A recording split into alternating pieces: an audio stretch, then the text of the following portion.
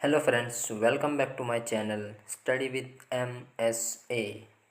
आज की वीडियो में हम एक शॉर्ट स्टोरी की समरी देखने वाले हैं कि जिसका टाइटल है the ant and the grass hopper, जो लिखी गई थी British writer William Somerset mom के द्वारा। समरी की शुरुआत करने से पहले हम राइटर के बारे में कुछ डिटेल्स देखें। हमारे जो राइटर हैं विलियम समरसेट मॉम, वो एक play right, short story writer और नॉवेलिस्ट थे। उनका जन्म 25 और जनवरी 1874 में फ्रांस में हुआ था और उनकी डेथ 16 ऑफ दिसंबर 1965 में फ्रांस में हुई थी। उनकी कुछ फेमस शॉर्ट स्टोरीज देखी जाए, उसमें सबसे पहले है rain, the lotus eater, the unconquered, the hairless Mexican, mister know all और द वर्जर। आज की जो हमारी शॉर्ट स्टोरी है उसमें मुख्य 3 पात्र हैं। सबसे पहले नैरेटर, जो कि हमारे राइटर खुद हैं।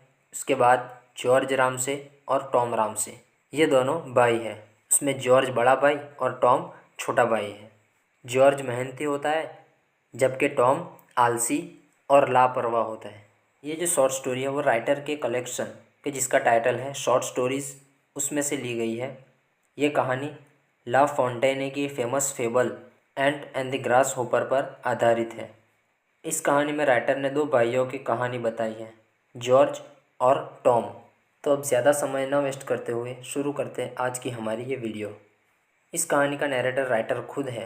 तो कहानी की शुरुआत कुछ इस तरह से होती है। राइटर कहता है कि जब मैं छोटा था तभी से मुझे एक राइटर के जिनका नाम ला फॉन्टेने था, उनकी फेबल्स को यानी कि काल्पनिक कहानियों को सीखने और उसके मोरल को दिल से समझने को कहा गया था और मुझे हर कहानी के मोरल को एक्सप्लेन किया गया था। लेखक कहते हैं कि उन्हीं कहानियों में से यानी कि ला फॉन्टेने की ही कहानियों में से मैंने एक कहानी एंट एंड द ग्रास होपर को भी सीखा, यानी कि उसे भी मैंने पढ़ा था। मुझे इस कहानी से सीखने को मिला कि जो मेहनत करता है उसे फल मिलता है, यानी कि उसे रिवॉर्ड मिलता है, और जो आलसी होता है, जो समय की कदर नहीं करता, उसे सज़ा मिलती है, उसे पनिशमेंट मिलती है। यहाँ पर जो ला फाउंटेने की जो कहानी है एंट एंड द ग्रास होपर, वो कुछ इस तरह से है कि चींटी पूरे समर के दौरान खाना इकट्ठा करती है, पर जो ग्रास होपर होता है जिसे हम टिड्डा कहते हैं, वो अपना सारा समय गाना गाने और ऐसे तैसे घूमने में बर्बाद कर देता है। पर जब सर्दियाँ आती है तो चींटी के पास बहुत सारा खाना इकट्ठा हो गया होता है, पर ग्रास होपर के पास कुछ भी नहीं होता। अब ग्रास होपर चींटी के पास जाता है और वो चींटी से थोड़ा खाना मांगता है। तब चींटी उससे पूछती है, तुम गर्मियों में क्या कर रहे थे? ग्रास होपर ने कहा, मैं तो पूरी गर्मियों में दिन और रात गाने गा रहा था। चींटी कहती है, तब तुम गाने गा रहे थे तो जाओ अब जाके नाचो। जो ला फाउंटेने की फेबल थी एंट एंड द ग्रास होपर, उसकी स्टोरी कुछ इस तरह से थी। अब राइटर क्या कहता है, वो कहता है कि मैं कुछ कहना चाहता हूँ, पर उससे पहले मैं माफ़ी चाहूँगा क्योंकि मैं इस बात से पूरी तरह से सहमत नहीं हूँ। कौन सी बात से? जो एंट एंड द ग्रास होपर का मोरल होता है कि जो मेहनत करता है उसे फल मिलता है और आलसी को सज़ा मिलती है। राइटर कहता है कि मैं इस बात से सहमत नहीं हूँ। वो कहता है कि मेरी सिंपैथी ग्रास होपर के साथ थी और कुछ समय ऐसा गुजरा कि मैंने किसी भी चींटी को पैर रखे बिना नहीं देखा। यानी कि इस कहानी को पढ़ने के बाद उसने चींटी के बजाय ग्रास होपर के साथ अपनी सिंपैथी को जोड़ दिया था। उसे टिड्डे के प्रति सहानुभूति हुई थी और वो जब भी किसी चींटी को देखता था तो फ़ौरन ही उसे मार डालता था। वो कहता है कि आप इसे मेरी नैतिक शिक्षा की कमी मान लो या कुछ और, पर मैंने इस कहानी का वो मोरल नहीं लिया जो बाकी अन्य लोग लेते हैं। राइटर इस कहानी के थ्रू कहना चाहता है कि मैं इस बात से अपना डिसअप्रूवल दिखाता हूँ, मैं इस बात को नकारता हूँ। अब यहाँ से मेन स्टोरी स्टार्ट होती है। तो राइटर कहता है कि मैंने जब जॉर्ज रामसे को रेस्टोरेंट में बैठकर लंच करते हुए देखा तो मैं अपने आप को इस कहानी को सोचने से रोक नहीं पाया। यानी कि जैसे ही उसने जॉर्ज रामसे को रेस्टोरेंट में देखा तो उसे एंट एंड द ग्रास होपर की कहानी याद आ गई। वो इस कहानी को सोचने लगा। लेखक कहता है कि मैंने कभी भी किसी को इतना गुस्से में नहीं देखा था जितना जॉर्ज लग रहा था। वो एक ही जगह पर लगातार देखे जा रहा था। उसको देखकर ऐसा लग रहा था मानो पूरी दुनिया का बोझ उसके कंधों पर लदा हो। राइटर कहता है कि I was sorry for him. एक वक्त के लिए मुझे लगा उसका जो भाई है शायद उसने फिर से कोई प्रॉब्लम क्रिएट की होगी, शायद उसकी वजह से जॉर्ज इतना गुस्से में है। लेखक उसके पास गया और उसने पूछा, हाउ आर यू? उसने कहा, मैं अभी बिल्कुल भी खुश नहीं हूँ। लेखक कहता है, टॉम ने कुछ किया क्या? जॉर्ज ने कहा कि हाँ, मैं टॉम की वजह से ही परेशान हूँ। लेखक यानी नैरेटर कहता है कि तुम उसे छोड़ क्यों नहीं देते, तुम उसे अपने घर से निकाल क्यों नहीं देते? तुमने इस दुनिया में उसके लिए अभी तक सब कुछ किया है। अब तो तुम्हें समझ जाना चाहिए कि वो किसी काम का नहीं है और उससे अब तुम्हें कोई भी उम्मीद नहीं रखनी चाहिए। लेखक कहता है कि हर फैमिली में टॉम जैसा एक इंसान ज़रूर होता है जो अपने आप के लिए किसी और पर डिपेंडेंट होता है। तुम पिछले 20 सालों से उसको झेल रहे हो। उसकी लाइफ की शुरुआत तो बड़े अच्छे तरीके से हुई थी। उसने बिजनेस शुरू किया, शादी की और उसके 2 बच्चे भी थे। और जो रामसेस की फैमिली थी वो बड़ी ही रिस्पेक्टफुल थी। इस तरीके से देखा जाए तो टॉम का करियर भी अच्छा और ऑनरेबल होना चाहिए था। उसे एक अच्छा फ्यूचर मिलने ही वाला था। पर एक दिन अचानक बिना किसी चेतावनी के, बिना किसी वार्निंग के उसने अनाउंस कर दिया कि मुझे ये काम पसंद नहीं है, मुझे इस बिज़नेस में इंटरेस्ट नहीं है और वो मैरिज के लिए भी नहीं बना है। यानी कि ये सब उसे सूट नहीं करता। वो अपनी लाइफ एंजॉय करना चाहता था। उसने किसी की भी बात को सुना नहीं और अपनी वाइफ और ऑफिस को छोड़ के चला गया। उसने बिजनेस में से थोड़ा बहुत कमाया था जिससे उसने यूरोप के अलग अलग भागों में 2 साल तक एंजॉय किया। उसकी अफवाहें, उसकी खबरें टाइम टू टाइम उसकी फैमिली और रिलेटिव्स को मिलती रहती थी और वो सब इस बात से शॉक थे कि अचानक उसने ऐसा क्यों किया। वो सब अपना सर हिलाते और सोचते कि जब उसके पास पैसे ख़त्म हो जाएंगे तब वो क्या करेगा। थोड़े दिनों बाद उन सबको पता चला कि टॉम ने उधार ले लिया है। यहाँ पर टॉम की पर्सनालिटी चार्मिंग और अट्रैक्टिव थी, पर वो किसी भी प्रकार की नैतिकता, किसी भी प्रकार के सिद्धांतों को नहीं मानता था। यानी कि वो इमोरल था। लेखक कहता है कि मैंने आज तक ऐसा इंसान नहीं देखा कि जिसको पैसों के लिए मना करना मुश्किल हो। यानी कि टॉम अगर किसी से उधार मांगता तो उसे कोई भी मना नहीं कर पाता था। सभी लोग उसको जानते थे, लेकिन उसके बावजूद भी वो उसे पैसा देने से इनकार नहीं कर पाते थे।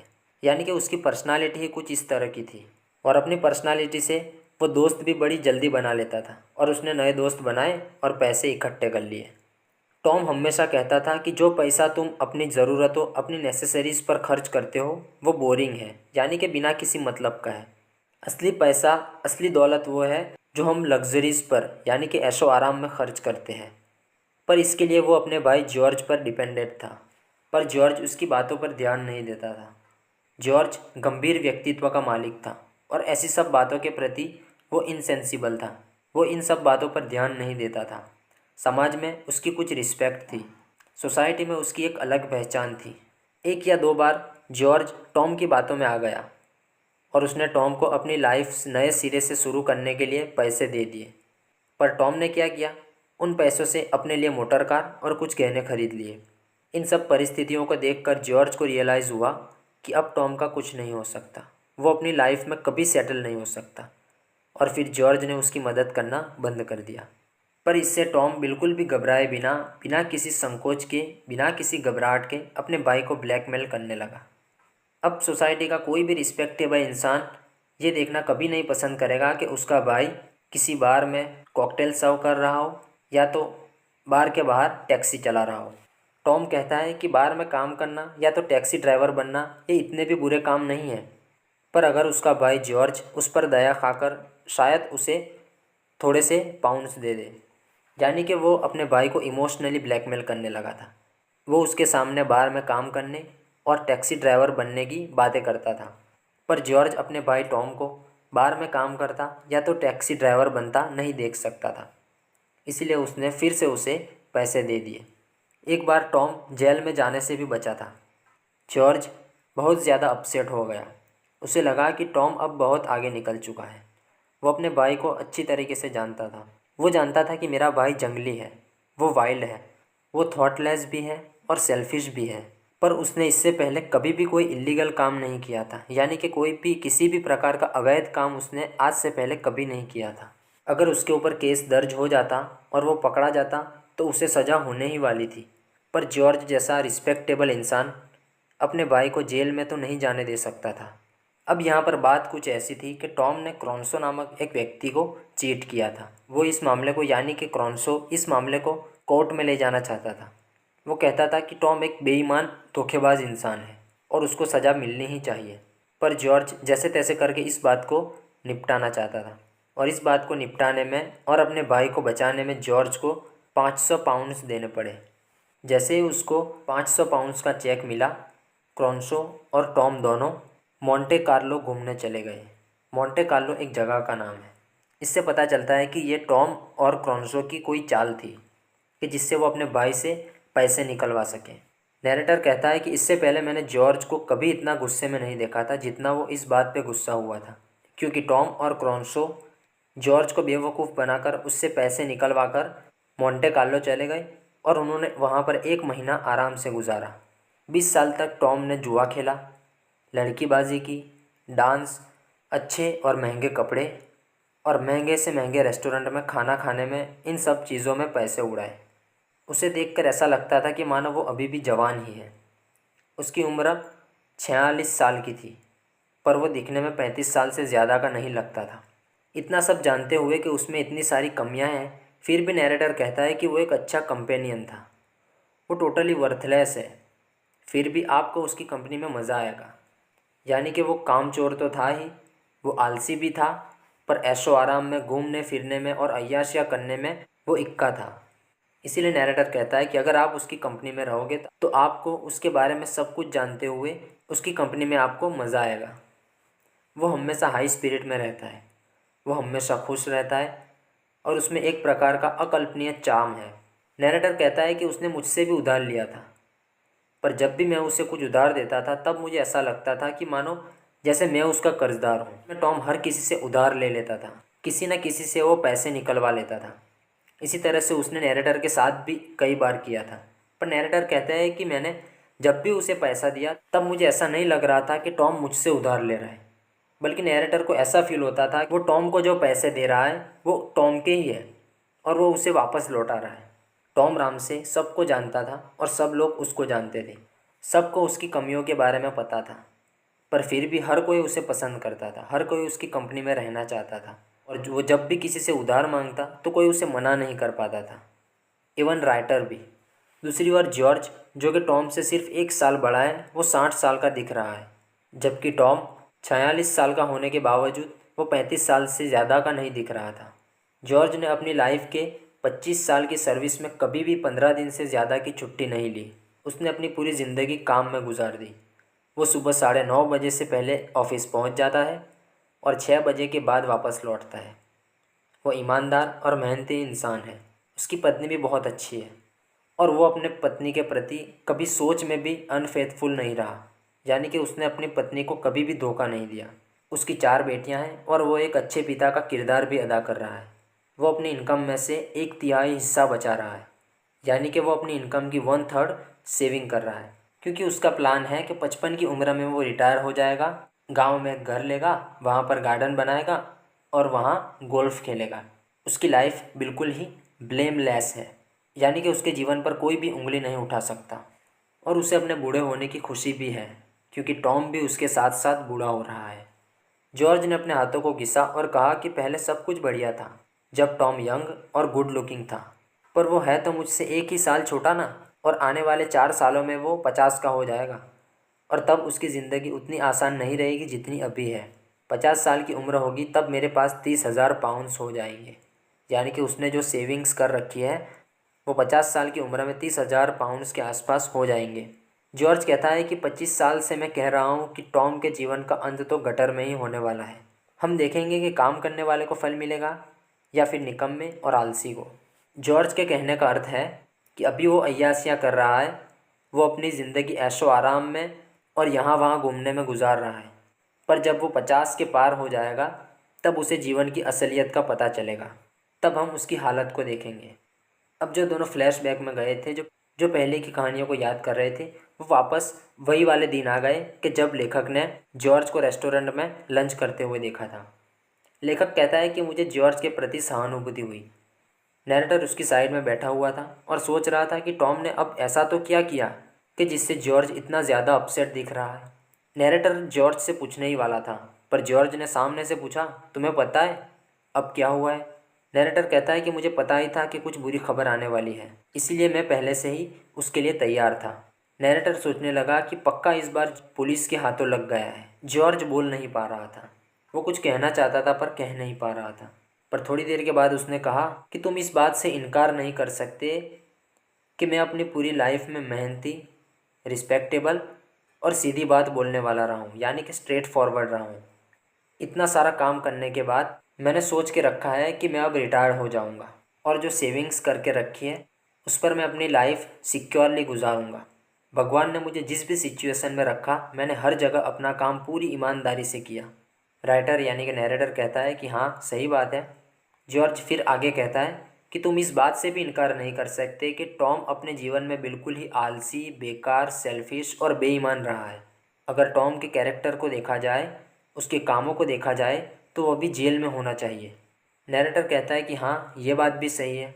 अब जॉर्ज का चेहरा एकदम से लाल हो गया। उसने कहा कि कुछ हफ्ते पहले टॉम ने अपनी माँ की उम्र की एक औरत से शादी कर ली और कुछ दिनों के बाद उस औरत की मौत हो गई और उस औरत ने अपनी सारी जायदाद टॉम के लिए छोड़ दी। अब उसकी जायदाद में, उसकी प्रॉपर्टी में क्या क्या था, तो उसमें आधा मिलियन पाउंड्स यानी कि 5 लाख पाउंड्स, एक नाव थी, एक लंदन में और एक कंट्री साइड में यानी कि गांव में एक आलीशान घर।